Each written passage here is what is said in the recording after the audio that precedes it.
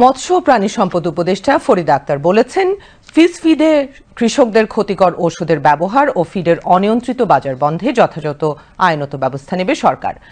আজ রাজধানীর চীন মৈত্রী সম্মেলন কেন্দ্রে ফিশারিজ এন্টারপ্রেনার সামিট 2025-এর উদ্বোধনী অনুষ্ঠানে তিনি এই কথা বলেন।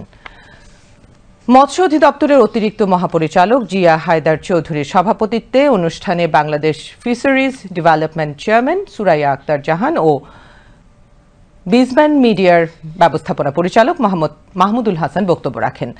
মৎস্য উপদেষ্টা বলেন, ক্ষতিকর জাল ও ইলেকট্রিক শক দিয়ে মাছ ধরা বন্ধে উদ্যোগ নেবে সরকার।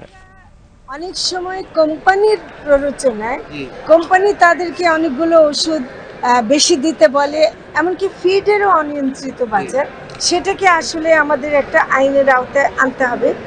যদিও তারা এটা একটা ভালো কাজ করছেন যে ফিডগুলো দিচ্ছেন, আমি চাষের মাছের কথা বলছি, তো সেখানে কিন্তু আসলে একটা বড় সমস্যা হচ্ছে যে অনেক সময় রোগবালাই হলে এমন এমন ওষুধও দেওয়া হচ্ছে যেগুলো ক্ষতিকর।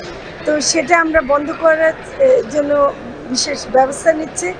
আমরা আরও যেটা ব্যবস্থা নিচ্ছি সেটা হলো ক্ষতিকর জালের ব্যবহারের বিরুদ্ধে। ইলেকট্রিক শক দিয়ে মাছ ধরা সেটা অত্যন্ত অপরাধ। তারপর হলো সেচ দিয়ে মাছ ধরা, এমনকি অনেকভাবে যেগুলো করা হচ্ছে, এগুলো আসলে বন্ধ না করলে আমাদের মাছ বাঁচবে।